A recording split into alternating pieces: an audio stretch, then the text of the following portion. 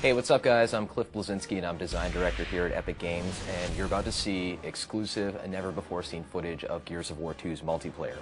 Now the first Gears was a success online, everybody plays it, they're still playing it, but we wanted to really take the game to the next level, and we have many more new multiplayer modes, we have new characters, we have new arenas, new execution moves. It's really a whole new game, and I think you're really going to like it, so let's check it out.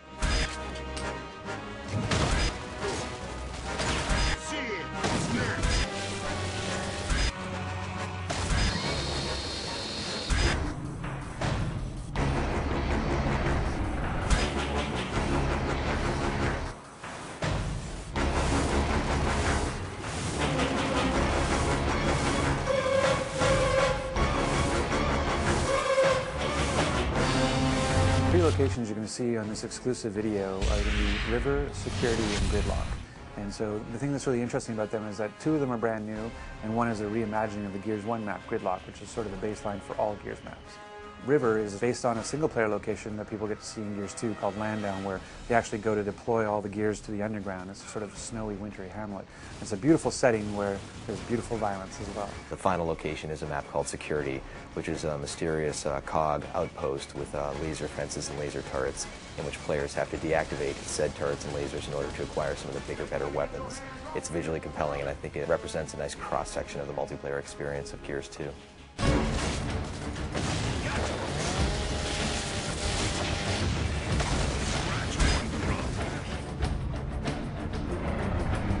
For Gears of War 2 multiplayer, there's a bunch of new things, and one of the biggest ones actually is that we've increased the player count. So we wanted to make Gears 2 multiplayer bigger, better, and more badass. One of the easiest primary ways we could do that, bang for buck, is to go to 5-on-5. Right now it really feels like a really good number of 10 players in the battlefield taking one another out, and it really kind of rounds things out nicely. We really want to make sure that whatever multiplayer mode we do is true to sort of the Gears vibe, that Gears universe version. So capture the flag. Imagine you had a flag, but the flag is a living person and armed with a shotgun and defending itself. So you actually are playing capture the flag with a flag that could kill you. And so you have to go and you have to basically capture the flag by downing him and picking him up as a meat shield, and then you have to drag him back to this location to score a point. So it's capture the flag but done Gear style. So another mode that we're showing is again sort of a reimagining of a known style, which is the Wingman, where it's you and a partner playing against everybody else. We used to call it 2v2, v2, v2, v2. The fact that Gears is really all about co-op, that it didn't feel right to have this sort of just last man standing kind of gameplay. It didn't resonate in our world. So when we looked at how we'd want to have that kind of gameplay, it really felt more like it had to be sort of a co-op experience. The third mode that you'll get to see in this exclusive video is something we call Guardian. And really what it is, it's Assassination 2.0, where Assassination was a mode we had in Gears 1, and then we actually fixed it or tweaked it a little bit in a title update to try to make it more fun. And we added the restriction that you had to execute the leader to kind of add to the assassination feel. But even then we felt like we could do more and said, what if the leader was the reason you're able to respawn? So as long as the leader is alive, your teammates can respawn, but as soon as the leader dies, then it's basically like Warzone. As soon as you die, you're out. By just making that simple little change, we were able to kind of create this whole new sort of feel to Guardian.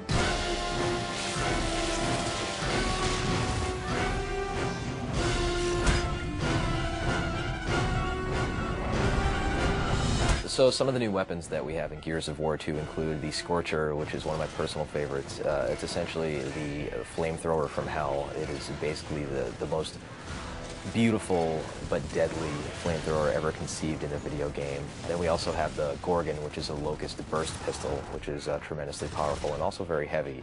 And then we also have a shield that players can wield, and they can carry that around and deploy that. You can actually carry the shield with the burst pistol and kind of use that as like a 1-2 punch.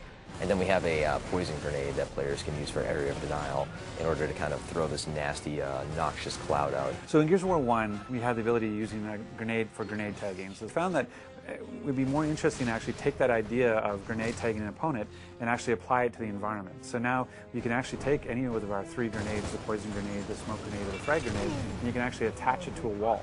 and you can use that sort of as a proximity mine, so that if any time an opponent goes by, the grenade will go off. One of the cool things in Gears 2 now as well is we added this concussive force to a smoke grenade, so you can actually knock somebody down and disorient them briefly with a smoke grenade. It's a great new addition to the gameplay.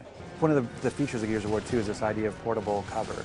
We have it both in the shield that you get to carry, the idea of the meat shield, a feature that sort of led to Meat Flag, this idea of being able to hold somebody as a captive and defend yourself while they block the shots for you. One of the big things about Gears 2 is just not just relying on a static cover that's already placed in the world, but being able to carry cover with you and move with cover as it moves through the level. So in the first Gears, the chainsaw, the Lancer, was a wonderful weapon, and players would cut each other up, and they had a great time doing it. But we never really got into the whole idea of if two players came at each other with a chainsaw, what would happen. It was essentially random who won. And now we're answering that question in the sequel, whereas players will lock onto each other and engage in this life or death struggle with sparks flying and the light flickering, and they're grunting and they're pushing, and players are mashing the button, and within 3 seconds one player will wind up winning and cutting the other guy in half. And it's this tremendously memorable moment to see these two soldiers, these two huge warriors, dueling on the battlefield with these weapons.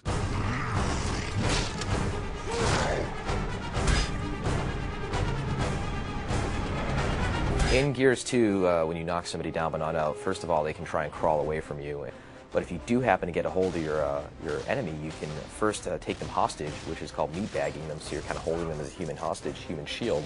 You can also finish them off by then breaking the character's neck and dropping them on the ground. Or if you want to, while the foe is crawling away, you can hit the Y button to do an execution. And there's all sorts of crazy ones, from using the long shot sniper rifle like a sledgehammer, to using the torque bow to popping the enemy's head off, to climbing on top of them and just beating the crap out of them.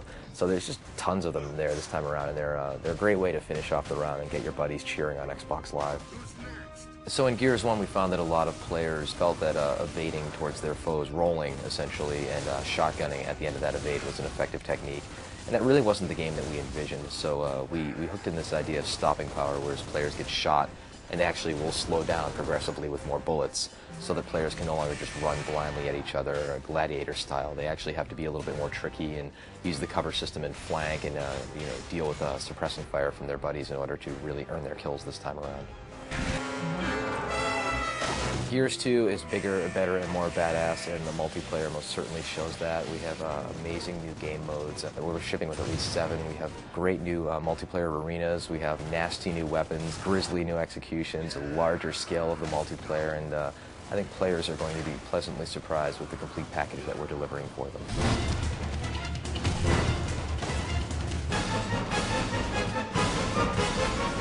Thanks for checking out this exclusive look at Gears of War 2's new multiplayer features. Looking forward to seeing you guys this winter on Xbox Live.